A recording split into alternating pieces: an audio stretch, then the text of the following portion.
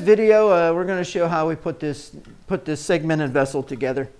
A previous video showed the 2 feature rings. So in this video, we're going to show how we made some of the other rings. I'm not going to show every one of them because you've seen one ring being put together. You've seen them all for the most part. So I might show a couple, but that's about it. So then we're going to go ahead and stack the rings together and put it on the lathe and turn it into our shape here. So please stay tuned. I hope you enjoy the video. Well, every segmented project should start with a plan, and this is mine for this project. What I've got is I've drawn the shape out that I want for the project. These are the rings. It only shows, you can't see it, but it only shows 21 rings. I added a bloodwood ring on top and bottom of this upper feature ring, so that wasn't on the plan. So that added 2 more rings, so it makes it 23.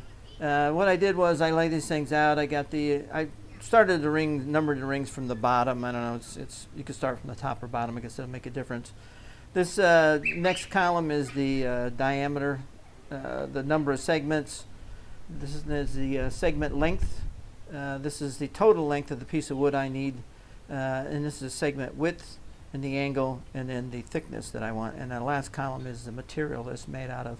I always make myself a little sketch here, so I don't forget the difference between segment length and segment width. So it just helps me remember which one is which. So so anyway, we got a bunch of mesquite rings. The bottom is a bloodwood. Got some maple mixed in. Got the porthole ring here in the center, and then the sunrise ring up here at the top. So we'll refer back to the plan as I start turning these things to make sure that we get what we want. The bottom is going to be move it up here a little bit. The bottom is going to be a floating disc. It's going to have a rabbit cut in the bottom piece, and then a disc put in there, and then the number 2 ring will actually hold that into the rabbit. So we got to make sure we don't mess that up when we're doing it. So I got the plan, I got the wood, I got the lathe, so we're all ready to go. So let's see what happens next. Well, here I'm just cutting down some stock for a ring. I generally cut the widest ring first, and that way I can use any leftover pieces for some of the narrower rings. So this is just some leftover that I had from previous rings. We'll cut down into the proper size for the ring we're making here.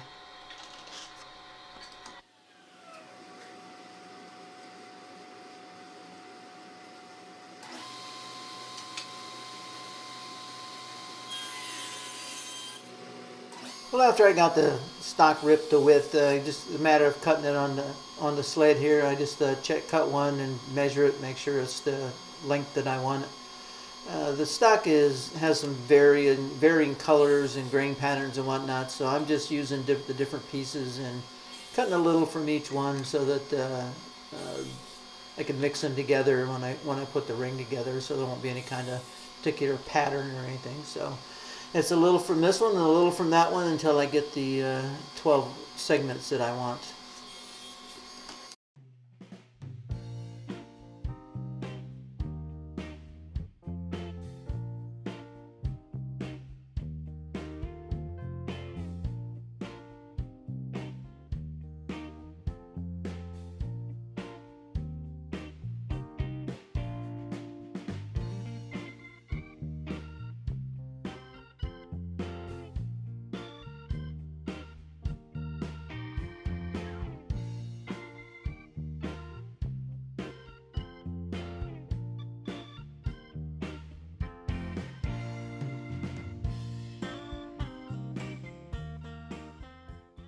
Well, we're getting ready to cut the last segment here for this particular ring. Cutting the segments for all the rings is the same. Was the same setup on the sled, so I'm only going to show it this one time.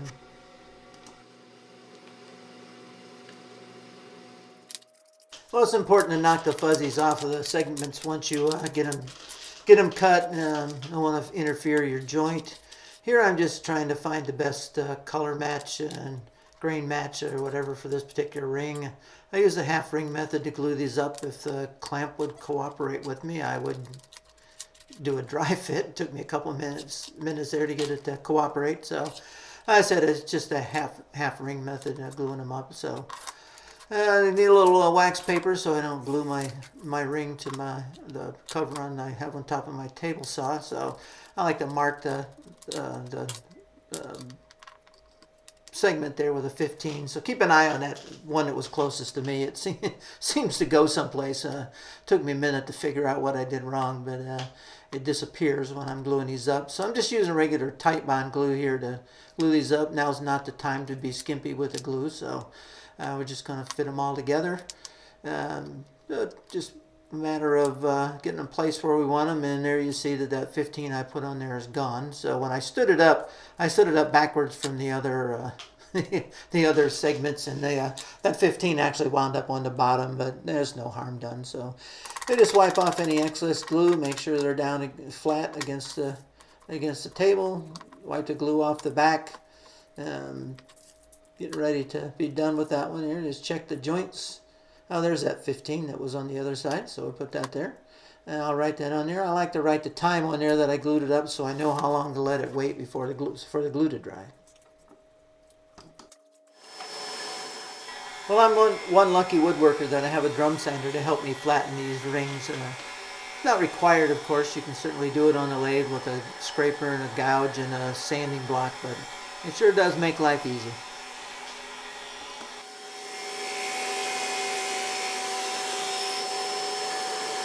Alright, it's taken a long time, but I finally got all the rings done, all the feature rings done, and everything ready to go on the lathe. This bowl has 23 rings, counting the 2 feature rings.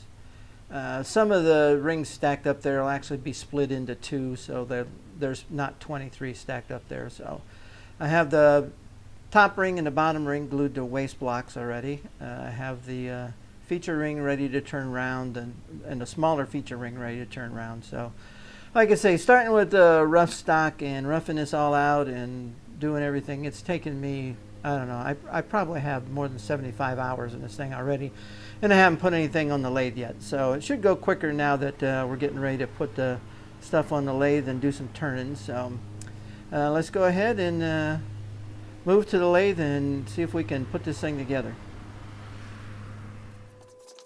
Here I'm gluing the bottom ring to a waste block. I have a waste block on a screw chuck, a piece of plywood screwed to it, or glued to it. I'm just using Titebond glue and my built-in spreader to put this piece onto the waste block. So we'll use a tailstock to center it up, and then wipe off any excess glue, and then just let it glue dry.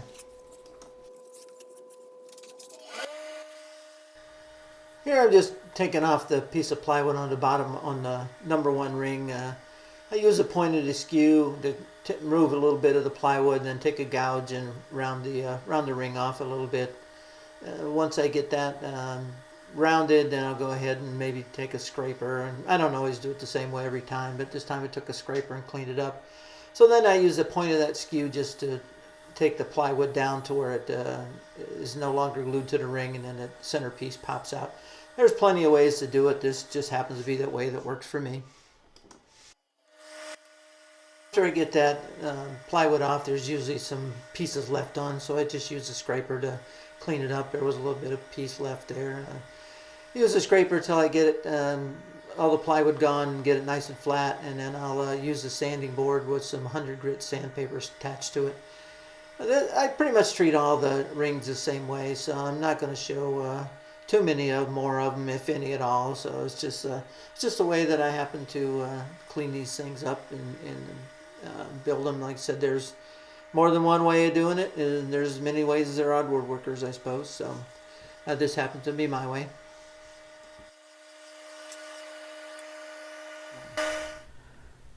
For the bottom of our vessel, we're going to use a floating disc.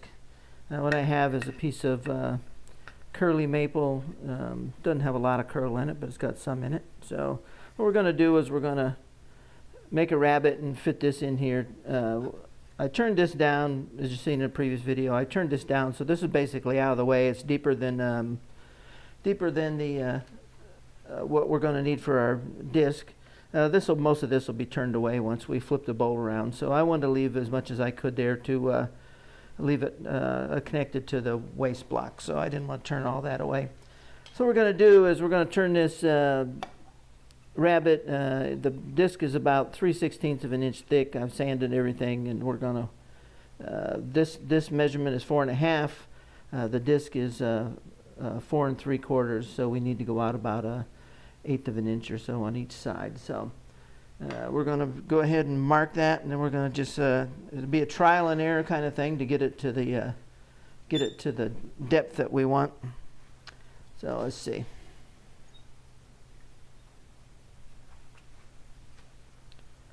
I'll mark this off here.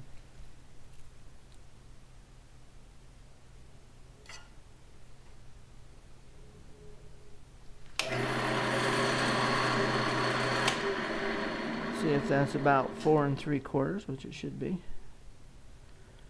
Yep, so we'll just go ahead and start taking little bits of wood away until we get to the depth we want. I set my calipers to the thickness of the bowl, and then I got this little measurement here. I'm going to use that to see when I get close, and then we'll just keep test fitting it.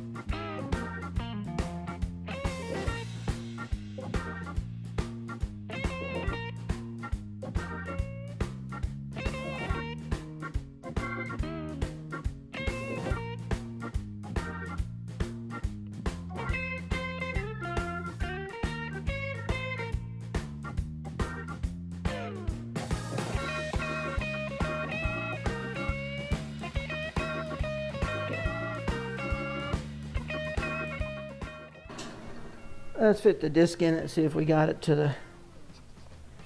That's pretty close. I want it a little bit bigger than the disc so that I can allow for some wood movement. So I'm going to widen that out a little bit more.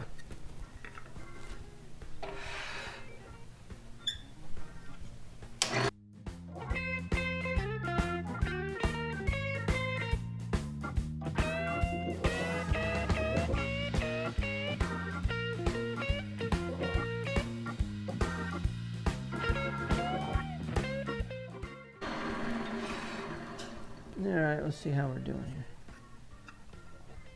here. Alright, I got the diameter I want. It's still got to go a little bit more than depth.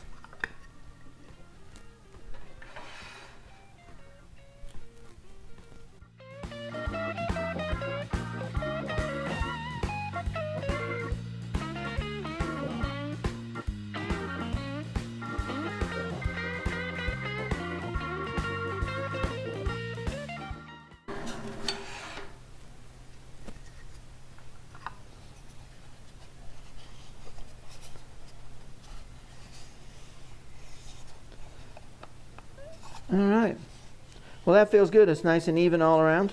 So now they got that done, we'll go ahead and get ready and glue this in here. I'm ready to glue this disc into the bottom of the into our bottom ring.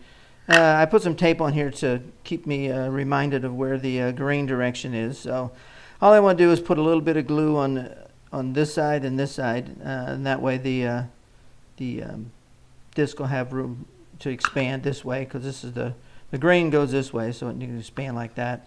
What I did was I took some paraffin wax and I just rubbed it around the edges, trying to keep any glue from sticking to anywhere I don't want it to. So the edge underneath the where the tape is there's no wax, so we can go ahead and glue this on. What I'm going to use, I'm just going to use some white Elmer's glue all. It dries clear, which if some glue gets to where I don't want it to go, then it shouldn't show up, not like the Tight Bond or some of the others. I just got some on a little piece of wood here. It doesn't make any difference where we put it on the ring. That's not going to make a difference. So we'll just take a little bit of glue and we'll put it right in here. I don't want a lot because I don't want a lot of squeeze out. And it just needs to hold it so that the thing doesn't move around or rattle around in the bottom of the. So we'll put it across over here. So just a little bit in there is all we need. That might be a little too much. No, I think that's good. I got this little piece of tape on here to help me hold this thing as I drop it in there. So we'll just put it down in there. Center it up where we want it. Alright. And that's pretty much all there is to that. That little bit of glue will hold that in there. It'll dry. And then we'll be good to go. I might put a clamp on it just to make sure that it stays where it's supposed to. Let's see. I got a couple of little clamps here, so we'll put them on there. And get it on there.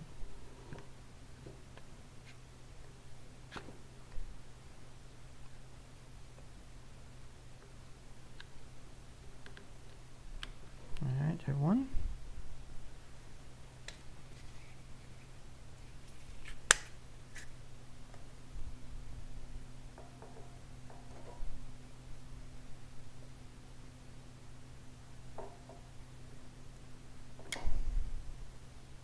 Okay, there we go. Those clamps are holding it enough to hold that down. So we'll let that dry, and then I'm going to glue the number 2 ring on top of this, and that'll help hold it in there as well.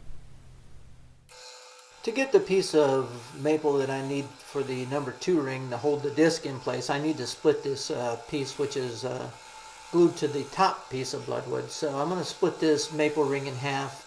Round it off a little bit, then I'm just going to use a parting tool to mark the spot, and then I'll finish cutting it with a saw.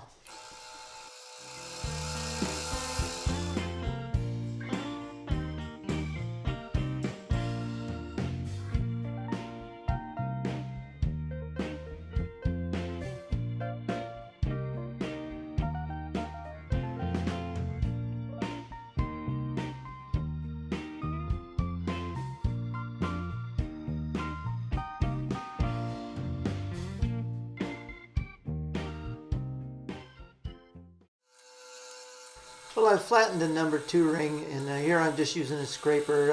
I marked the diameter, the inside diameter that I want this ring to be to hold the disc in place. So I'm just cleaning out some waste wood with a scraper so I can go ahead and glue it to the number 1 ring. Here's the number 1 ring with some glue on it. I'm going to put it back on the lathe. I got the disc glued into the center of it, so I'm going to take the number 2 ring and put it up there. Need to find my marks so everything lines up the way it's supposed to be. Find a little mark there. Find a mark on number 2 ring. Just use a little rub joint to rub the two together to get them to stick, and then put a little pressure on it with the tailstock and let them go until the glue dries.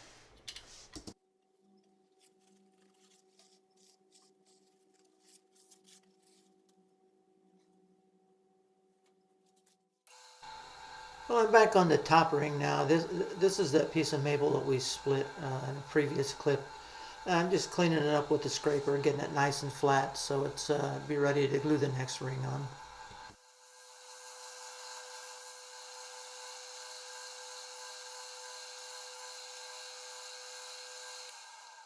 Once I got the ring flat, I just took a 1/2-inch bowl gouge and cleaned up some of the inside of the rings. Not required, but it makes it a little bit easier later on in the project. I'm at the point on the top assembly where I need the feature ring, so I have it on the lathe. I need to round it out, so I'm using a 1/2-inch bowl gouge to clean it up. The ring was plenty wide and plenty thick, so I got plenty of stock to work with here. So we'll just get it nice and round, and then we'll get ready to glue it onto the top assembly.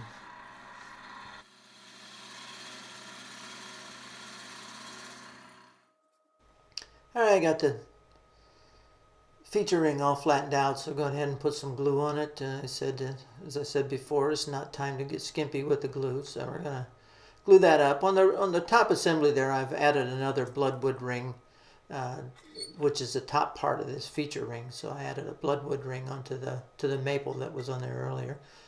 So we'll just go ahead and rub it a little bit, though, using the tape to actually align making my alignment where I want the I want the ring to finish. So I've gone ahead and put some clamps on it. Clamps kind of pull it out of alignment there, so I had to keep checking it to make sure that it stayed where I wanted it. And once we got it, it was good to go. Well, we're back on the bottom assembly now. This is the 3 and 4 ring glued to the bottom. Just trying to knock off some of the corners on the insides of the rings. It makes it a little bit easier, especially as the bowl gets a little bigger and it's harder to get down inside there. As you can see in the bottom piece there on the maple piece, I put a few circles just for some visual interest. When you're looking into the bowl, you'll look down and see those. So just something to make it a little bit more interesting when you look inside there. So I'll try a little scraping here once I use the gouge, so we'll scrape it a little bit. And the idea is just to get it to rough shape at this point. That's all we're going to do.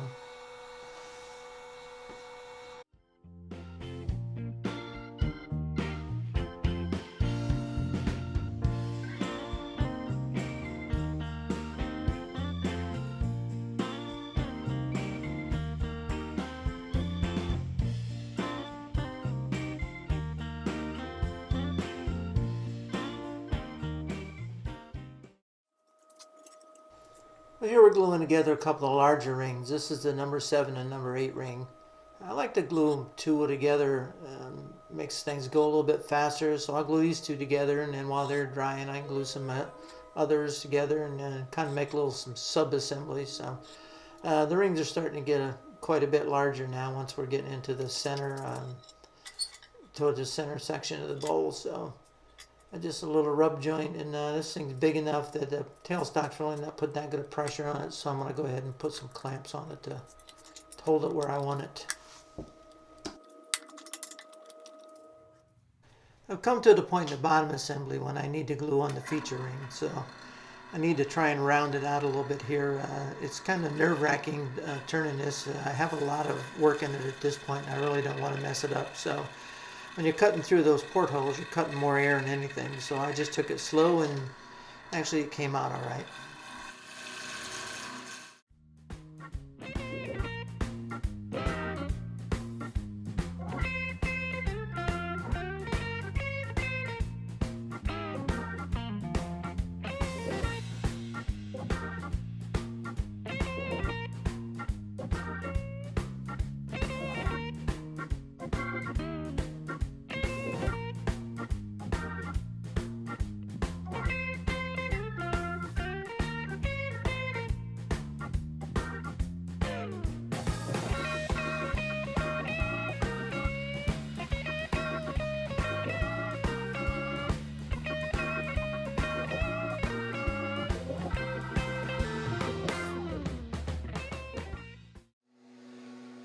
What I need to do is to knock off some of the inside of this feature ring. It's going to be difficult to do it as it gets glued onto the piece. So what I did, I marked a line there which is deeper than the deepest part of my portholes, which are 1 1/8 inch deep. So it's a little bit deeper than that.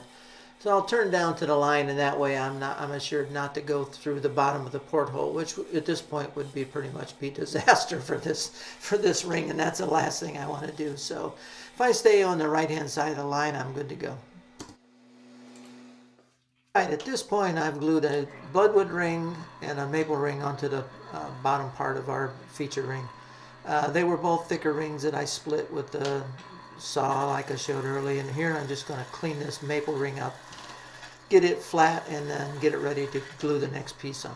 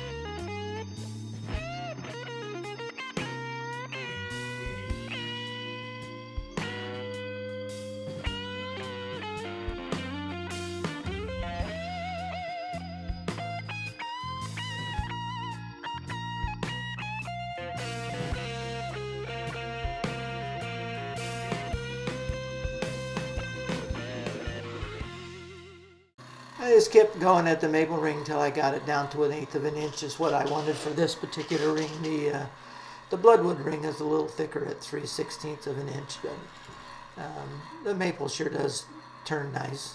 Get nice shavings coming off of it.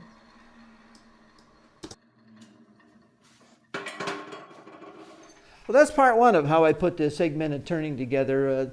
It was a long video, so I needed to break it into a couple of different pieces. So I hope you enjoyed this first part, and I hope you stay tuned for the second part.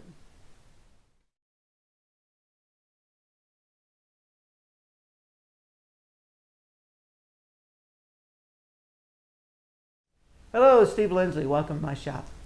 In this video, I'm going to show you how I made this Southwest-inspired vase with Thunderbird featuring.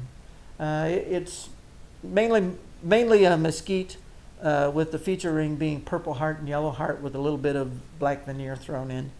It was a lot of fun to make. It's only 6 inches tall. If you noticed some of my other videos, or if you watched some of my other videos, you generally know that I make pieces that are larger than this.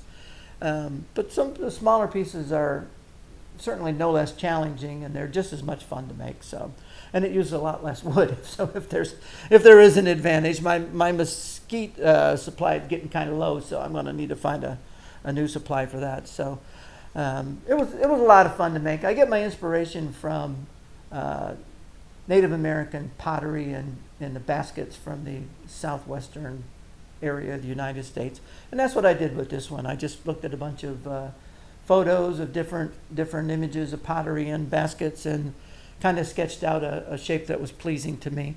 Like I said, it was fun to make, so stay tuned, watch the video, and I'll show you how I made my Southwest-inspired vase with Thunderbird featuring. Well, here's the plan for our project. It's about 6 inches tall. I sketched out a shape that I found pleasing. For a feature ring, going to use a Thunderbird in the center there, which is a classic for these type of vessels. So that we're going to use that. What I did was I made the feature ring out of purple heart and yellow heart, and you can see the Thunderbirds there. I think they came out pretty nice. I said in my previous video on laying these segmented turning, laying out a segmented turning, that you want to do the feature ring first, which I did in this case. And I was shooting for a 5-inch diameter on the feature ring, and I came in at about 4.85, which is pretty close. So then what I did is reset the center line to 4.85, and then after that I could go ahead then and calculate all the diameters and the segment length and width and all the other stuff that goes along with the segmented turning. So now that that's all done, we can go ahead and start cutting the rings and the segments. I'm going to use mesquite for most of the project. I think it's going to look pretty nice with the purple heart and yellow heart. So that's going to be the majority of the pieces. So before we get into it and start cutting the other pieces, let me show you how I made this Thunderbird feature ring. These are the pieces for the feature ring. I got some purple heart and yellow heart. They're about two inches wide. I got several pieces that I'm going to use. I'm going to use the wedgie sled. I set the one fence at 30 degrees, and I'm just going to go ahead and cut some triangles here so I can glue the feature ring pieces together.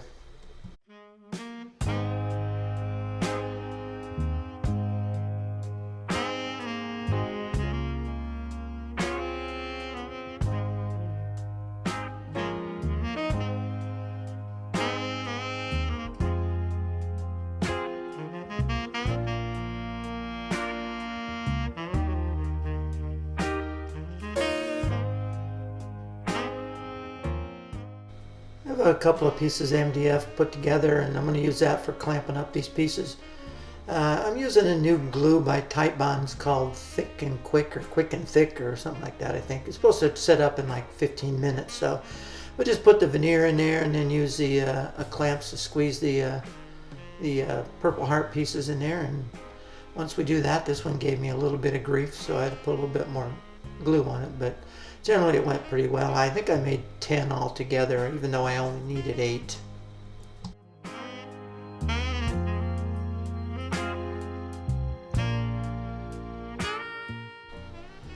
Once the glue dried, I went ahead and cleaned up one edge of the piece here, and then once that was done, I set my stop so that I was cutting off 1/8" pieces. So I'd put the stop in the miter saw track, cut off an 1/8" piece, and just keep doing that till I pretty much cut off as many pieces as I felt like I needed.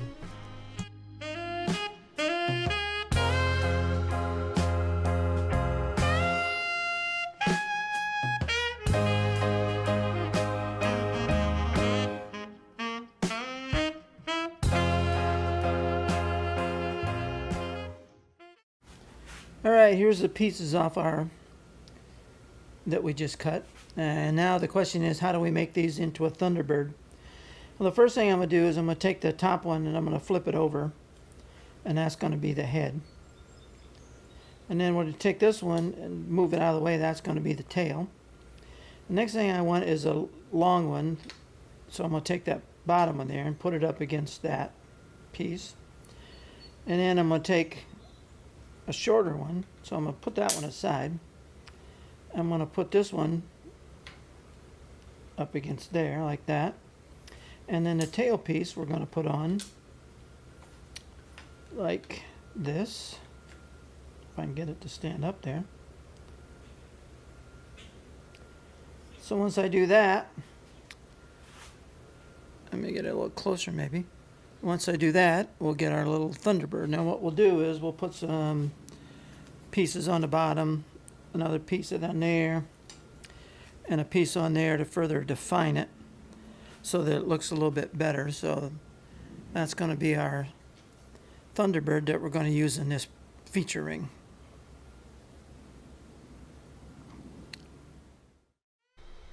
Well, it's just a matter now of gluing up the feature ring. I'm going to use the Titebond Ultimate, formerly known as Titebond 3, because I need a little bit more open time than that other Quick and Thick gives me. So it's just a matter of putting some glue on them and clamping them up until it sets up, and then moving on to the next one.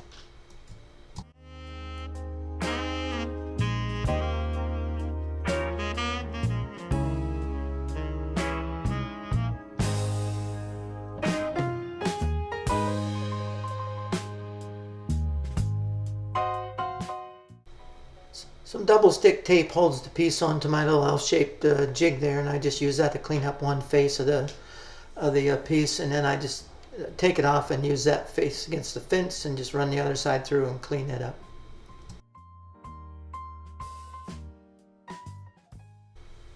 Since I needed 8 pieces for my feature ring, the included angle on our wedgie sled is 45 degrees, which means I'm cutting a 22.5 degree angle on each side. I have a center line marked on the each piece, so I know how wide I want them to be. So I just a matter of using a wedgie sled and cutting the pieces. Worked out great. Need some 1/8" Purple Heart spacers, so I just reset the wedgie sled to 90 degrees, and I'll just use that to cut the spacers for the feature ring. All that's left is to glue it up. I'll use some Titebond Ultimate again, just give me a little extra open time. And it's just a matter of putting on some glue and putting a spacer, and then putting a clamp on it and wait until it dries.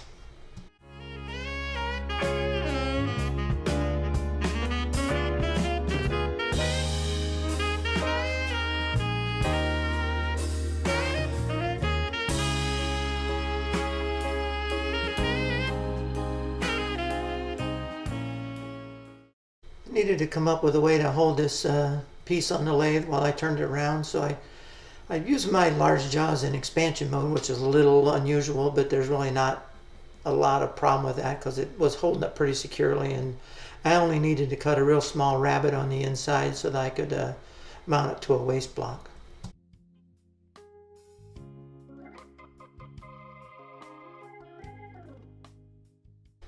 Using the diameter from that little rabbet that I cut, I just mark it out on my waste block and then use a square nose scraper to cut it to the right size. And it's just a matter of test and fit until you get a tight fit on the piece to the waste block.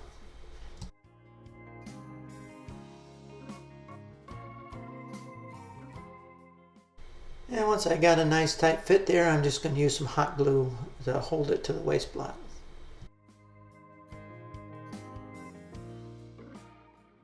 And once I let the glue set for a little while, it's just a matter of checking to see if it's running true, which it is, and then go ahead and use a 3/8 inch bowl gouge and a scraper to turn it round and remove any flat spots. And then once that's done, that's pretty much it for the feature ring.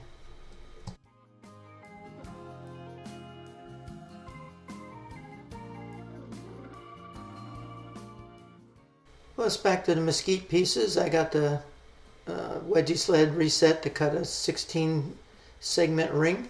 I had several different pieces of mesquite I'm using. I really didn't have one piece that was enough to do the whole vessel, so I just cut a little bit from each board and then kind of mixed it all together for a nice pleasing pattern when I put the pieces together.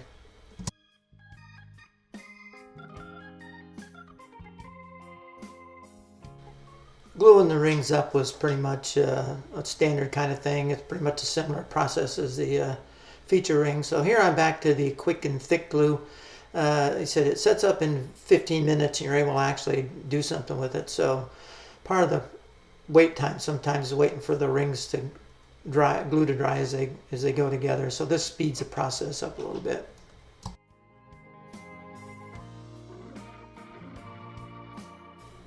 That first ring I glued on was the bottom ring, and it was glued to a solid piece of wood, which is the base. This is the very top ring, and I'm gluing it to a waste block.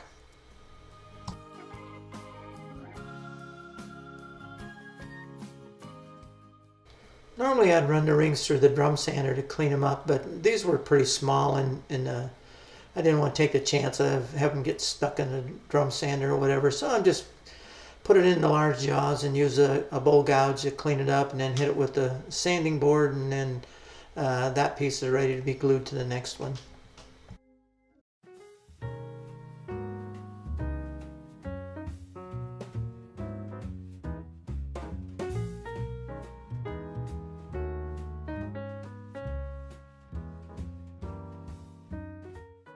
Here I have a yellow heart ring glued between the top and bottom pieces, and I'm going to go ahead and split it down the middle just using a parting tool.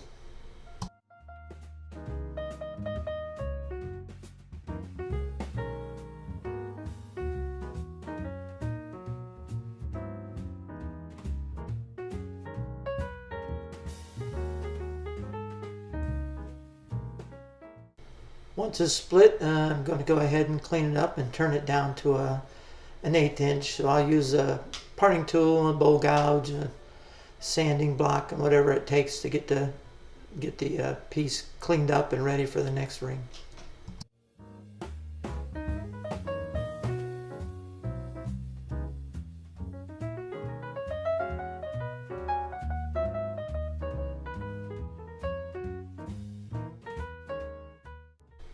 Once the two yellow heart pieces were cleaned up, I glued a purple heart piece between them, and then we just do the same process over again.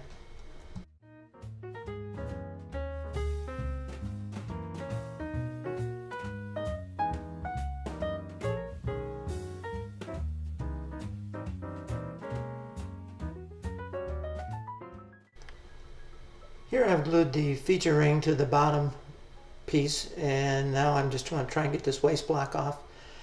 Give me a little bit of grief, but once I just turned off the glue and turned it down a little bit and was persuasive, that it came apart, but it was stubborn there for a few minutes.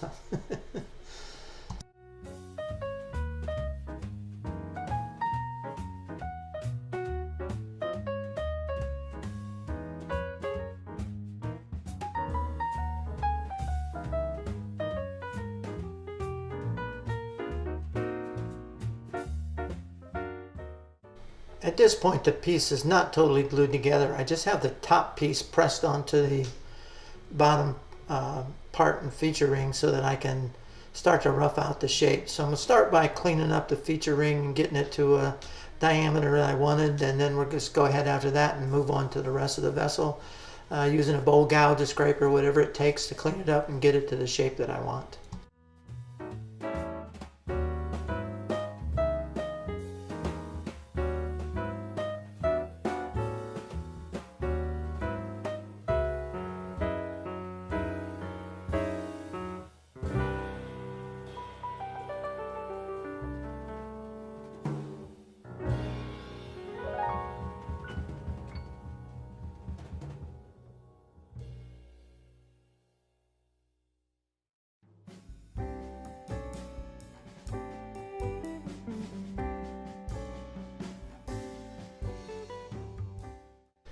Once I had the corners knocked off, I'm going to use my parting tool and calipers to set some diameters on the vessel. I'll take a reading off the diagram and to set the calipers. Not something I always do. It was I thought I'd give it a try, kind of a visual reference to turn the shape of the vessel. I can't say that it was an advantage, and truthfully probably wouldn't do it again. I'd just go by eye.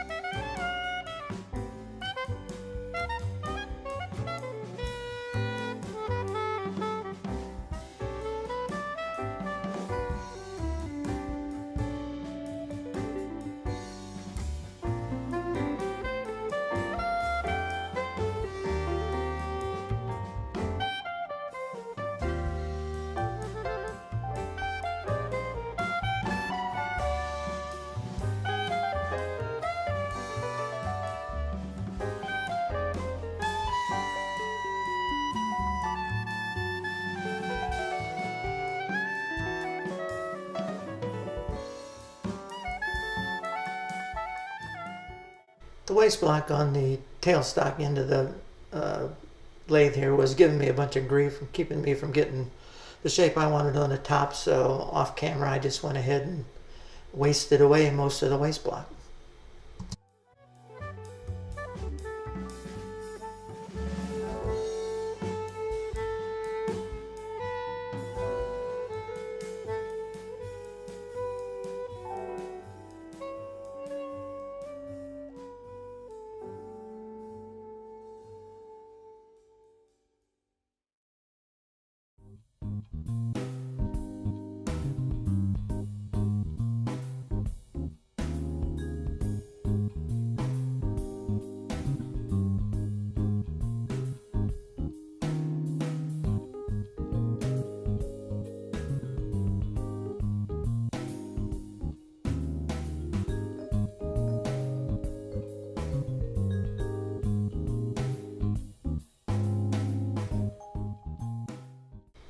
At this point the vessel is still just pressed together. So once I finish up this final shape here, we'll go ahead and take it apart and then we'll start hollowing out the inside.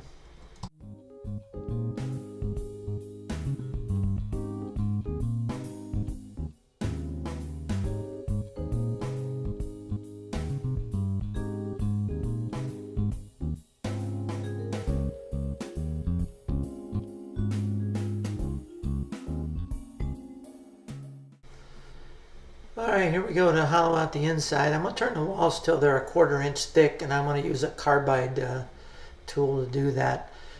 You can't really see much with this from this view, so I'll show a little bit of this, but then I'll show more when I cleaned out the top. It turned out a little bit easier to see.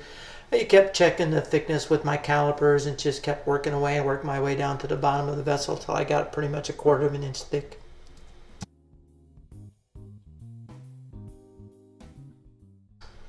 Once the bottom was done, I turned my attention to the top. I'm just using a 3/8 inch bowl gouge to clean this piece out.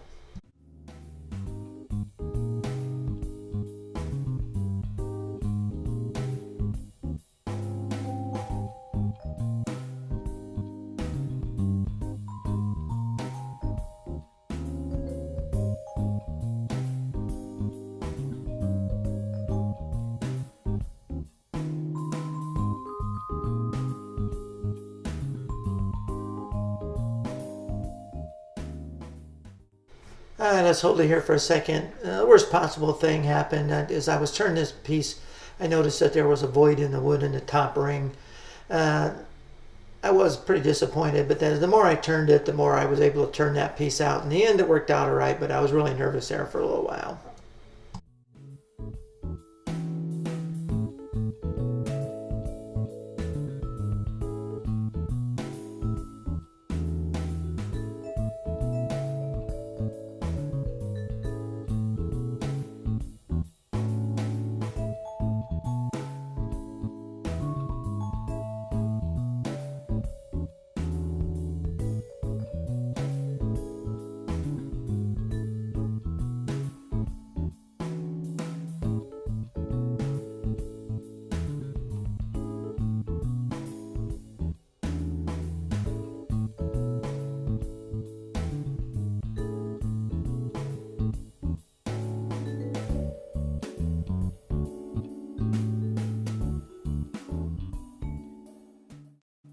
Finally, the top and bottom pieces are glued together. I used glue very sparingly. I didn't want a lot of squeeze out on the inside of the vessel, so I'd used just enough glue to hold the thing together. I'm using a negative rake scraper to clean everything up, smooth it out.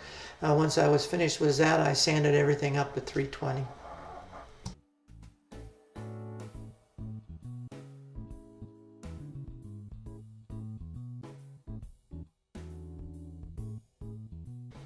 Removing the piece from the waste blocks is always one of my more nerve-wracking part of the projects. It's just a matter of separating the top piece and then cleaning that up, the inside of that top piece up, sanding it a little bit, and then we can get ready to remove it from the bottom waste block.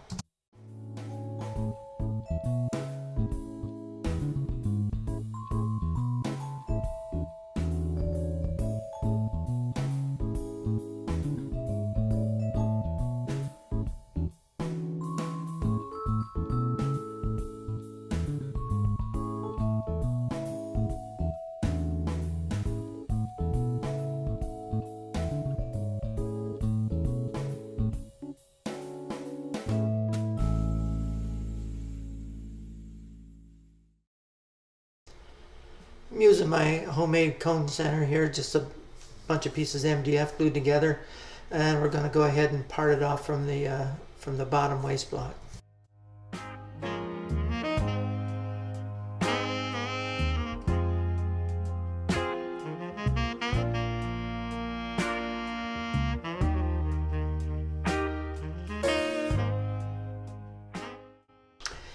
At about this point, I'm thinking to myself, I should probably stop and cut this off with a saw, but do I? No. And there it goes. It parts itself off. Fortunately, the cone center held it on, and it was no worse for wear, but it was a little, made your heart skip a couple of beats when that happened. So, turned out okay, though.